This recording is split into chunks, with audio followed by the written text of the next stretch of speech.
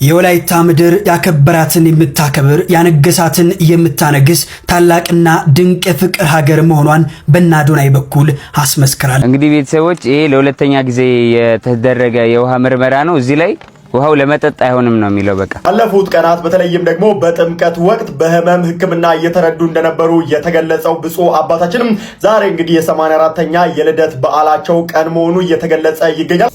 ሰላም ውድ የተከበራችሁና የተወደዳችሁ የዚህ ቻናል ቤተሰቦች እንዴት ናችሁልኝ? ሰሞኑኛ ወቅታዊ አነጋጋሪ የሆነ ቪዲዮችን ይዤላችሁ መጥቻለሁ። ታዲያ ቤተሰቦች ለቻናላችን አዲስ ከሆናችሁ ቻናላችንን ሰብስክራይብ፣ ለቃችሁን ደግሞ ቪዲዮዎች ላይክ ማድረጋችሁን አትርሱ። ወደ ቪዲዮዎቹ ቤተሰቦች ዛሬ በመጀመሪያ ማሰማችሁ ቪዲዮ ምንድነው? እጅግ በጣም ብዙ ሰዎችን ሲያስገርምና ሲያነጋግር አንድ ቪዲዮ በዚህ በሶሻል ሚዲያ ላይ የተዘዋወረ ነበር። እርሱ ቪዲዮ ምንድነው? ባለትዳር ናቸው። በቤተ ክርስቲያን ስነ ስርዓት በተክሊል እንደተጋቡ ያሳያል ቪዲዮአቸው። ታዲያ እነዛ ሰዎች ሲያደርጉ የነበረው ነገር እጅግ በጣም ሃይማኖታዊ ከሆኑ ሰዎች ሃይማኖታዊና አለባበስ ለብሰው ሲያደርጉ የነበሩት ነገር ግን እጅግ በጣም ብዙ ሰዎችን ሲያናድና ሲያስቆጣ ነበር። እስኪ ደግሞ ይሄን ቪዲዮ አይተን እንመለስ። እስቲ እነዚህን ጉደኞች እንመልከታቸው።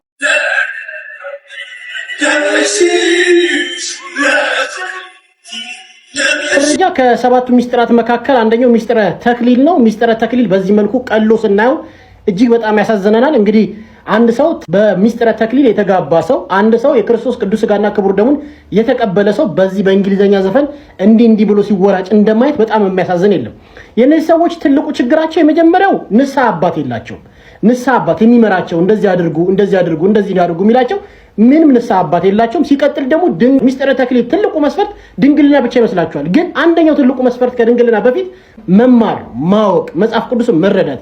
መጽሐፍ ቅዱስ በአንደኛ ቆሮንቶስ ምዕራፍ 11 ከቁጥር 26 ላይ ሳይገባው የጌታን ሥጋና ደም የበላ ጌታ ቅዱስ ሥጋና ክቡር ደግሞ ዕዳ አለበት ይላል። ማን ነው የሚናገር? ሐዋርያው ቅዱስ ጳውሎስ ነው። እንደዚሁ መጽሐፍ ቅዱስ ይናገራል። የጌታን ቅዱስ ሥጋና ክቡር ደሙን በወሰዳችሁ ጊዜ እስከ ለተሞታችሁ ድረስ የክርስቶስን ሕማም በመስቀል ላይ ያለውን ስራ እየመሰከራችሁ ሙቱ፣ ወንጌልን እየሰበካችሁ ሙቱ ይላል። እነዚህ ገና ከመገባታቸው በእንግሊዘኛ ዘፈን እንደዚህ ይላሉ። ስለዚህ ቤተሰቦቻችን አሁን ችግሩ ከነዚህ ልጆች ሳይሆን ከቤተ ክርስቲያኗ ንስሐ አባት ካህናቶች ነው። ልጆቻቸውን መምራት፣ ልጆቻቸውን ማስተማር አይችሉም። በቃ ንስሐ አባት ሲባል ልጆችን አድቫይዝ ማድረግ። ይሄው ቤተሰቦች እንደተመለከታችሁት ነው። ይህ ድርጊት እጅግ በጣም ፈጽሞ ልንቃወም ይገባል። ምክንያቱም ዓላማዊ ነገሮችን ዓላማዊ ቦታ ላይ ብናሳይ፣ መንፈሳዊ ድርጊቶች ደግሞ መንፈሳዊ ነገር ላይ ብናሳይ ጥሩ ነው ብዬ አስባለሁ። ምናልባት እነዚህ ሰዎች ይህን ነገር ሲያደርጉ የነበሩት መዝሙር ከፍተው እየዘመሩ እያሸበሸቡ እያመሰገኑ ቢሆን ኖሮ እጅግ በጣም ብዙ ሰዎችን ያስገርም ያስደስት ነበረ።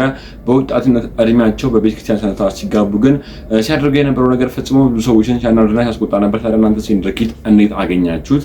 የሚሰማችሁን የግል ሀሳብና አስተያየት ኮሜንት ላይ አስቀምጡልኝ። በመቀጠል ደግሞ ማሰማችሁ ቪዲዮ እንደው ቤተሰቦች ብፁዕ አቡነ ማትያስ የልደት ክብረ በዓላቸው በዛሬ ዕለት የተከበረ እንደሆነ የተሰማ ነበረ። እንኳን ተወለዱልን እያላችሁ ሁላችሁ ኮሜንት ላይ ጻፍ አድርጉልን። አሁን ላይ ትንሽ መማጋጠማቸው ለታመሙ የተነገረ ነበረ። በድጋሚ ወደ ቀድሞ ጤንነታቸው ተመልሰውም ለባረክ ያብቃን። እስኪ ደግሞ ይሄን ቪዲዮ አይተን ባለፉት ቀናት በተለይም ደግሞ በጥምቀት ወቅት በህመም ህክምና እየተረዱ እንደነበሩ የተገለጸው ብፁዕ አባታችንም ዛሬ እንግዲህ የ84ኛ የልደት በዓላቸው ቀን መሆኑ እየተገለጸ ይገኛል። ብፁዕ አባታችን እንደሚታወቀው ባለፉት ቀናት በህመም ውስጥ ይገኛሉ። እሳቸውም ታዲያ ይህንን አስመልክተው በህክምና ላይ እንዳሉና እግዚአብሔር ፍቃድ ተሽሏቸው ቡራኬ መስጠታቸውን እንደሚጀምሩ መግለጻቸው ይታወቃል። ምዕመኑም ታዲያ የጥምቀት ዕለት በአደባባይ እሳቸውን አለማየቱን ተከትሎ አባታችን ምን ሆነዋል የሚል ጥያቄ ሲያነሱ ነበር። ነገር ግን በህመም ምክንያት መሆኑንና እግዚአብሔር ተሽሏቸው በሚቀጥሉት በዓላት ታዲያ ወደ አደባባይ ወጥተው ቡራኬ መስጠት እንደሚቀጥሉ መግለጻቸው ይታወቃል። ዛሬ ታዲያ 84ኛ የልደት በዓላቸው ነው። እግዚአብሔር ጨርሶ ይማራቸው። ቤተሰቦች እንደሰማኑት ነው ወንድማችን ብሩክም ሲናገር እንደነበረው አባታችን በድጋሚ እግዚአብሔር ጤንነታቸውን መልሶላቸው እኛም ልጆቻቸውን ለመባረክ ያብቃን። ወደ ኔክስት ሌላ ደግሞ ቤተሰቦች እጅግ በጣም ትላልቅ ስራዎችን በዚህ ሶሻል ሚዲያ ላይ በተለይ ደግሞ በሰውን በመርዳት የሚሰሩ ትላልቅ እጅግ በጣም ታዋቂ ሰዎች አሉ። ታዲያ ከነዛም ሰዎች መካከል ጆን ዳንኤል ሰሞኑን ሲያደርግ የነበረው ነገር እጅግ በጣም ብዙ ሰዎችን ሲያርታ እንኳንም ደረስክልን እያሉት ነበር። እርሱም ድርጊት ምንድነው?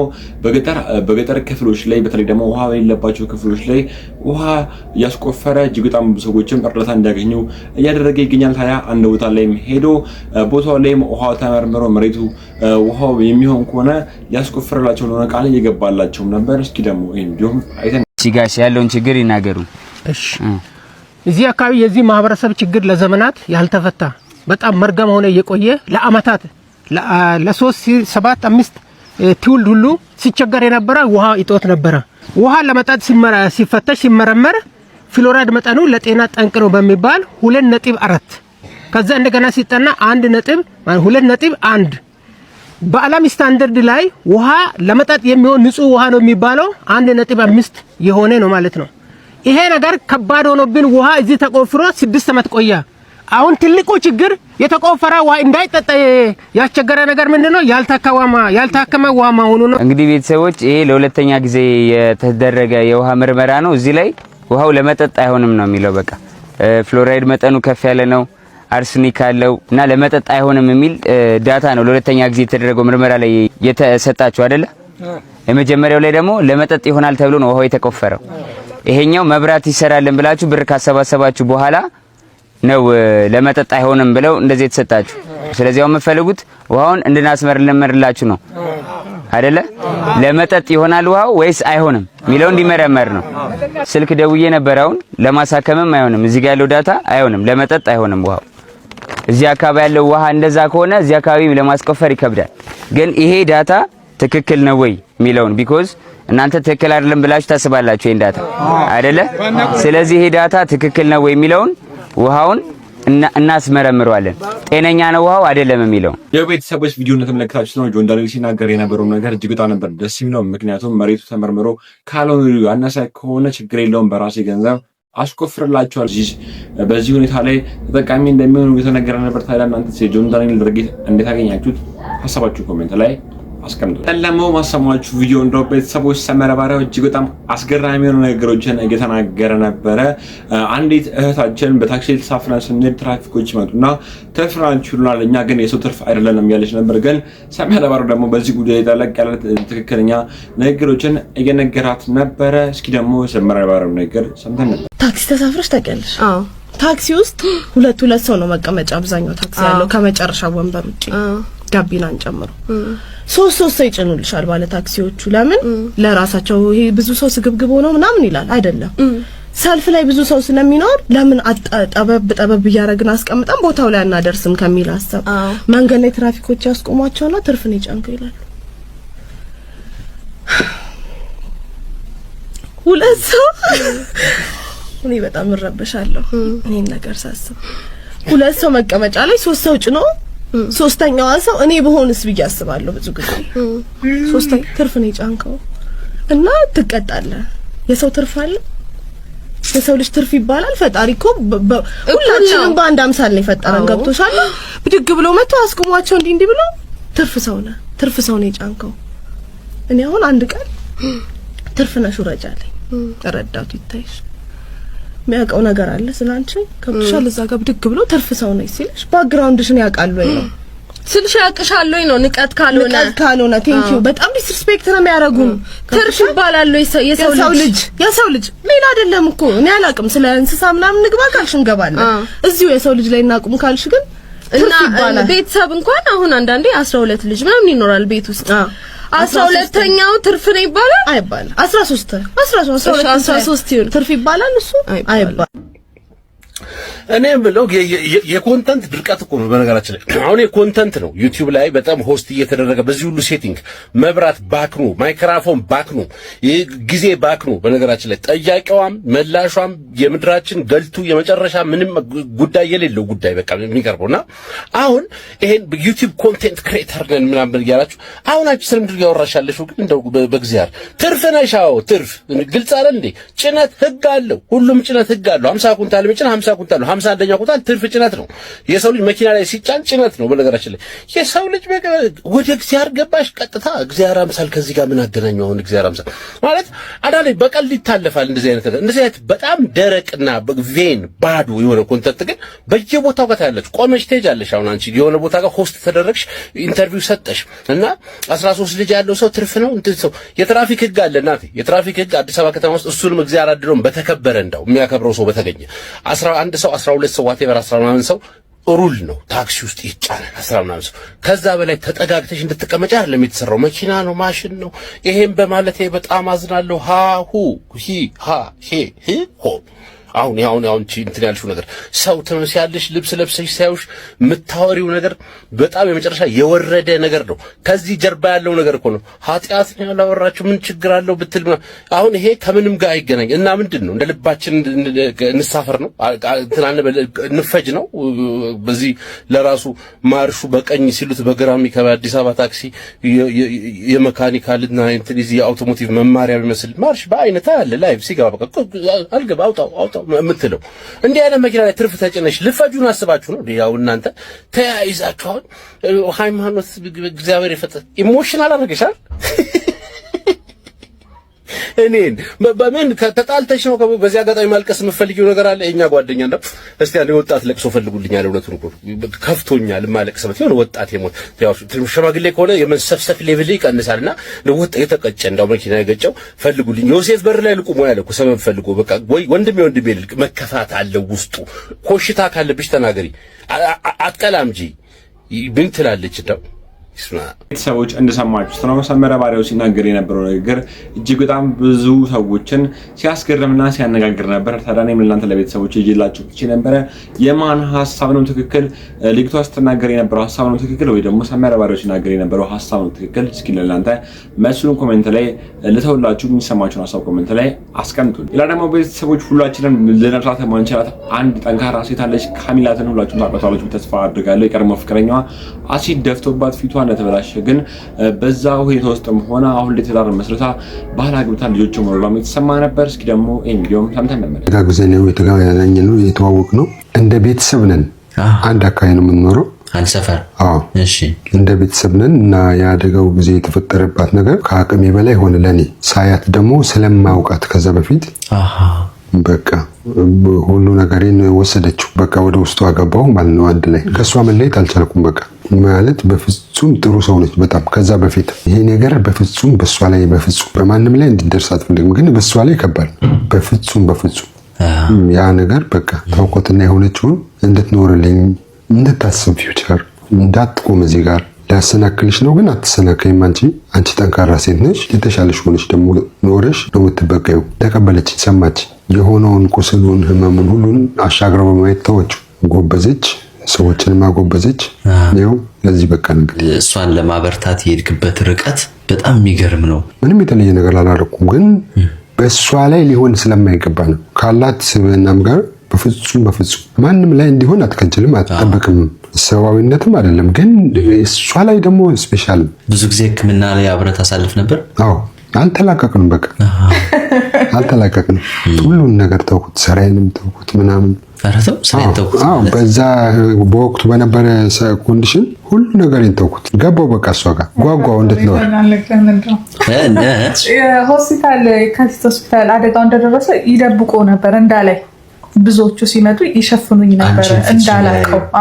ማለት ከባድ ነው ለነሱ ከባድ ነው። ሲያዩሽ ሪአክት እንዳያረጉ እና እኔም መስታወት እንዳላይ ጥረት ያደርጉ ነበርና በዚህ አንድ ሰው ተደግፌ ነው አቅም ስላልነበረኝና አንድ ልጅ ነበረ ሄደ።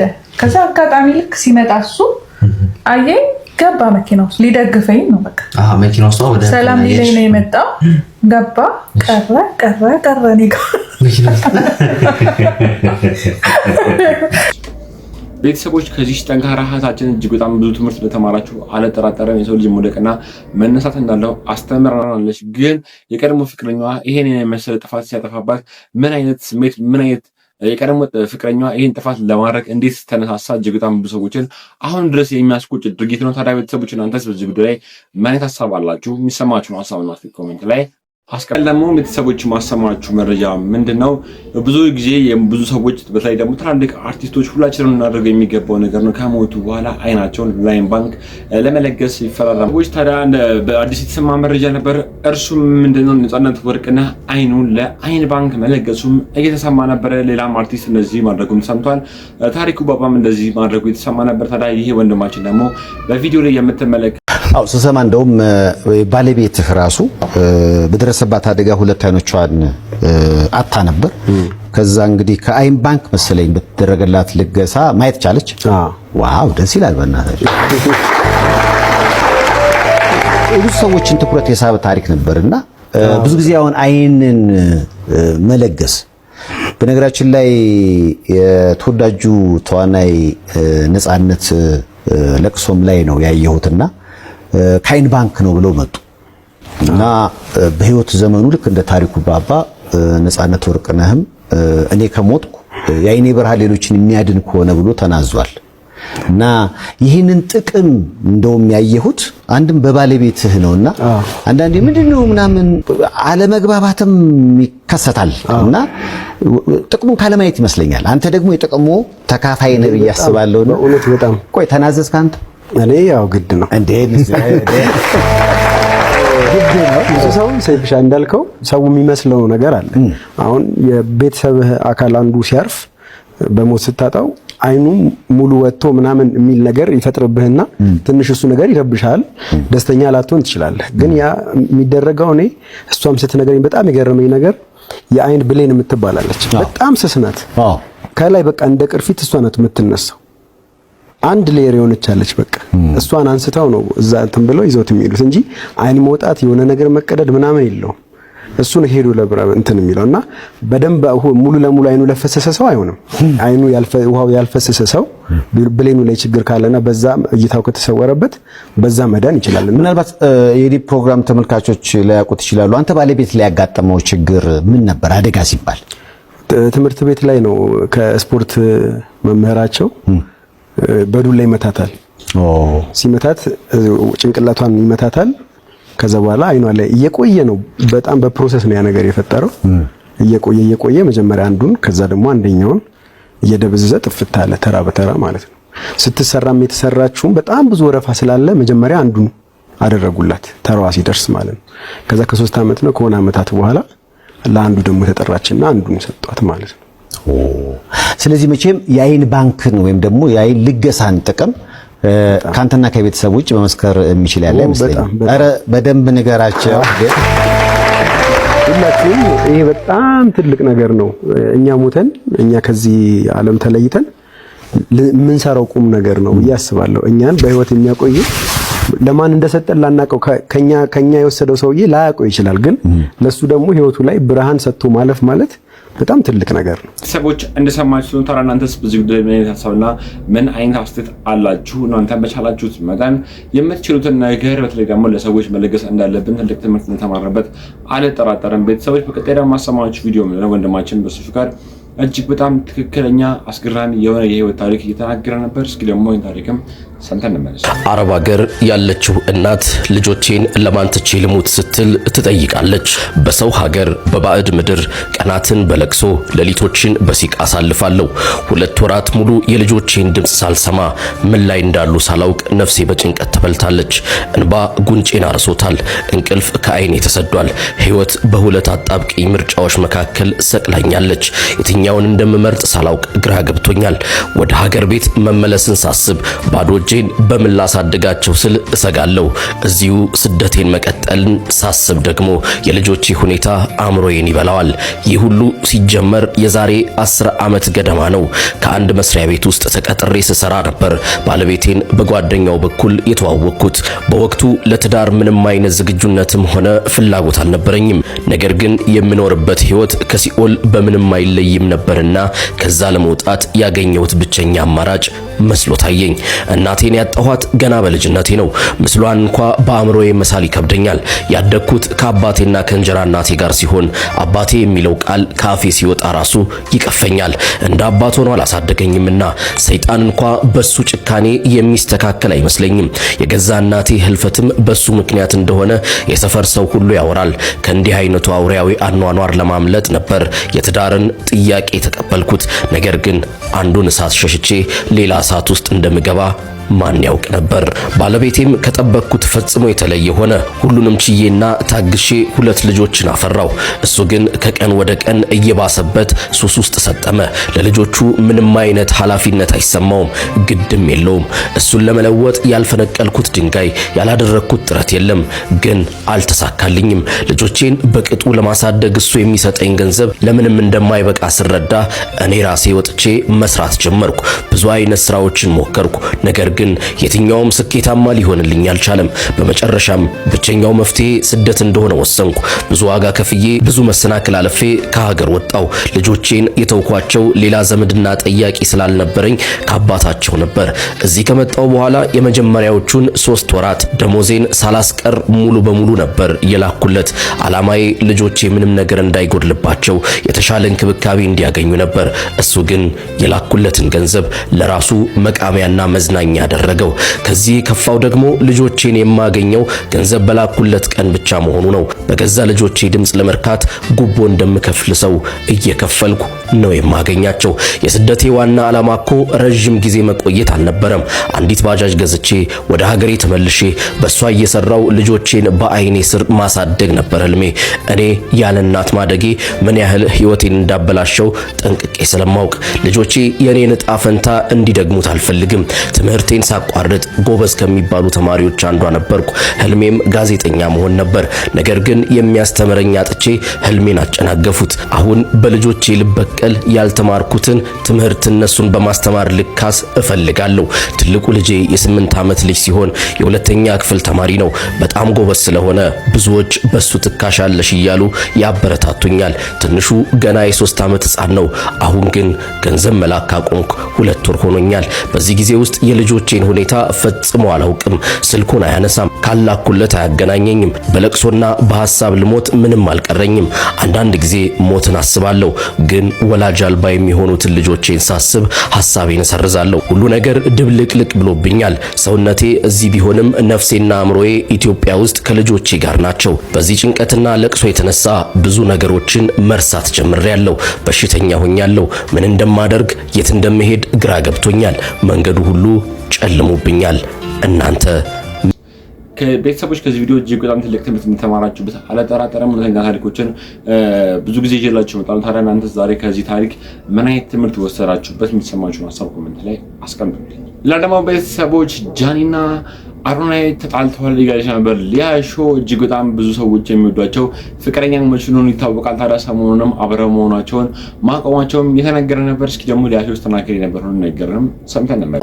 አዶናይና ጃኒ በግድ ነው ያጣበስናቸው። ልጆቹ የመጠናናት የመሞካከሪያ የመተሳሰቢያ ጊዜ እንኳን አልሰጠናቸው። በግድ እጅ ለእጅ ተያይዛችሁ እንዳትላቀቁ ብለን እኛ ነን ወይ ብለን አውርተን አጣበቅናቸው እንደዚህ። አሁን ደግሞ ተለያዩ ብለን ደግሞ ራሳችን ለዚህ ነው አዶናይና ጃኒ ፍቅራችሁን ሚዲያ ላይ አጣምጡ ያልነው ለዚህ ነው። የዛኔ ለአንድ ሳምንት እንኳን መኮራረፋችሁ ነው። ለአንድ ሳምንት ብትቆራረፉ ይሄ ህዝብ ያስቀምጣችሁ። አዶናይ ፖስት ውስጥ ገብቶ ስለ ጃኒ ነው የሚጽፉት፣ ጃኒ ፖስት ውስጥ ገብቶ ስለ አዶናይ ነው የሚጽፉት። ለዚህ ነው ከሀበሻ አይን ከሶሻል ሚዲያ ሰው ሪሌሽናችሁ ላይፋችሁን ደብቁ፣ አታሳዩ፣ በድብቅ አድርጉት የሚባለው። ለመኮራረፊያ እንኳን ጊዜ አይሰጣችሁ፣ ለማሰብ እንኳን ጊዜ አይሰጣችሁ። አንድ ሰው ጥፋት አጥፍቶ እንኳን ይቅርታ ለመጠየቅ ጊዜ አይሰጣችሁም። የሚዲያ ሰው ሚዲያ ላይ የመጣ ሪሌሽን የምሬን ነው። እግዚአብሔርም አሁን አዶናይ የሚያጥፋ ጃኒ ታጥፋ ወይ ጣሉ ማይጣሉ ለማሰቢያ እንኳን ጊዜ አይሰጣችሁም። በእኛ ስድብና በእኛ ጥያቄ ተጨንቀው እነዚህ ሰዎች ችግራቸውን ሳይፈቱ እንኳን ፒስ ይሆናሉ። ከዛም ደግሞ ይጣላሉ። ዘለቄታዊነት አይኖረውም። ስለዚህ እባካችሁ ሚስጥራችሁን ሪሌሽናችሁን ለእኛ ታሳዩን። ስንት ጨረራም ህዝብ አለ መሰላችሁ? ስንት ጨረራም አይን አለ መሰላችሁ? ሚዲያ ላይ ስንት ጨረራም ሪሌሽን ቦይፍሬንድ የሌላት ባሏን የፈታች እንደኔ ፈታ የተቀመጠች ከእንደገና እስከዛሬ ድረስ በቨርጂን የሆነች እስከዛሬ ድረስ ቦይፍሬንድ ያልያዘች ፍቅረኛ መያዝ በዘፈን ስታይ በፊልም ስታይ እንዲያኔ ባል ምናምን ብላ የምትጽናና አይነት ሴቶች በአጠቃላይ ሚዲያ ላይ ወንዱም እንደዛ ቁጭ ብሎ በሚያዩበት ማህበረሰብ ያላችሁ ሰዎች ባላችሁን አምጥታችሁ ሚዲያ ላይ ስግጥ ፍጥጥ ስታደርጉ 2 ሳምንት አትቆዩ። አይናቸው አርጎ ነው የሚወስደባችሁ። እኔ ድሮ አረብ ሀገር ያለው ትዝ ይለኛል። የሀገሬ ልጆች የፍቅር ፊልም እያየሁ ራሴ ነዛች ላይ ፍቅረኛው ላይ የምትሰራዋን ሴት አድርጌ ስዬ ነው ቁጭ ብዬ ፊልሙ እስኪያልቅ ድረስ የምጨርሰው ፊልሙን እያየሁ ጋይስ ራሴን በራሴ። ቤተሰቦች ሁሉም ሰው ሲጣላ ማንም ሰው ደስ አይለውም። በተለይ ደግሞ እነዚህ ፍቅረኛ እጅግ በጣም ደስ ይላሉ። ወደፊት ተጋብቶ ልጆችም ወልደው ለናቸው ይገባል እየተባለ ነበር። ጣን ጆሮ ይደፈንላቸው እየተባለ ነበር። ምክንያቱም እጅግ በጣም ብዙ ሰዎችን የሚያስቀኑ ካፕሎች ናቸው። ታዲያ እናንተስ በዚህ ጉዳይ ላይ ምን አይነት የግል ሀሳብ ያላችሁ? የሚሰማችሁ ሀሳብ ኮሜንት ላይ አስቀምጡ። ሌላ ደግሞ ቤተሰቦች ማሰማችሁ መረጃ ምንድነው? አንዲት ወጣት ማግባቷ እየተነገረ ነበር። ታዲያ በዛም በቀለበት ስነ ስርዓቷ ላይ እጅግ በጣም እያለቀሰች በብሶት ውስጥ ሆና ቪዲዮ ተለቆ ነበር። ታዲያ ከዚህ ብሶት ውስጥ ከዚህ እንባ ውስጥ ምን ተረዳችሁ እየተባለ ነበር። እስኪ ያማኝ መረጃም ሰምተን ነበር። የዚች ልጅ ቪዲዮ ሳይ ማለት ነው ማህበረሰባችን ለሴቶች ማለት ነው አፉ በጣም ምን ያህል ከባድ እንደሆነ አንድ ተረድቻለሁ። ሁለት ደግሞ ማለት ነው ሆድ ያባውን ብቅል ያወጣዋል ብቻ አይደለም ሆድ ያባውን ዘፈን ያወጣዋል ነው። ያላያችሁት ቪዲዮ ላሳያችሁ እንዴት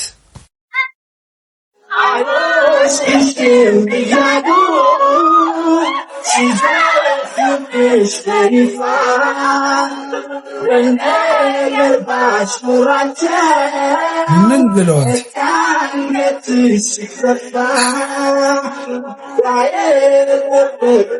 እንኳን ደሳሽ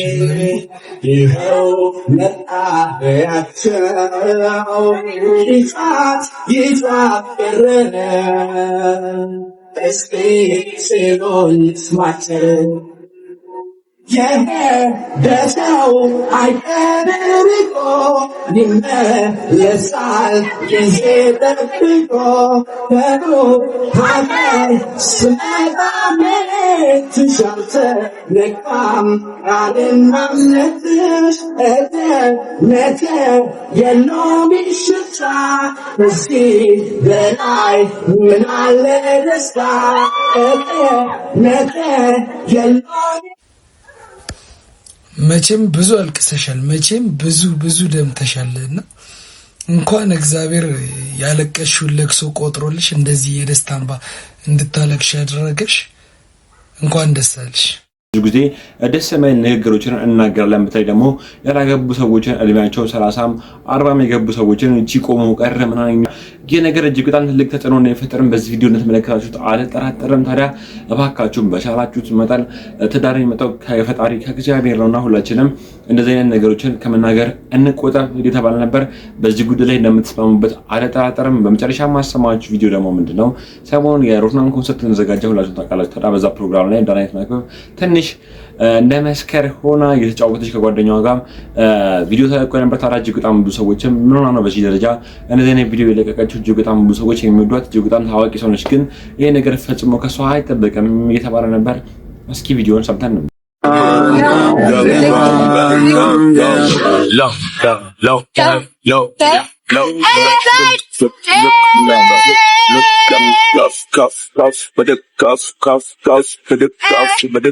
ቤተሰቦች ቪዲዮን እንዳይጋጩ ነው። ታዲያ እናንተስ ከዚህ ቪዲዮ ይሄን ቪዲዮ ካያችሁ በኋላ ምን አይነት ስሜት ተሰማችሁ? ሀሳባችሁ ኮሜንት ላይ አስቀምጡ። ሰዎች ለዛሬ ይዤላችሁ የመጣሁት ቪዲዮ እነዚህን ይመስላሉ። በቀጣይ እናንተን ቁም ነገር ያስጨብጣችኋል፣ ሀሳብና አስተያየቶችን ያለውጥባችኋል የማስባችሁ ቪዲዮዎችን ይዤላችሁ እመጣለሁ።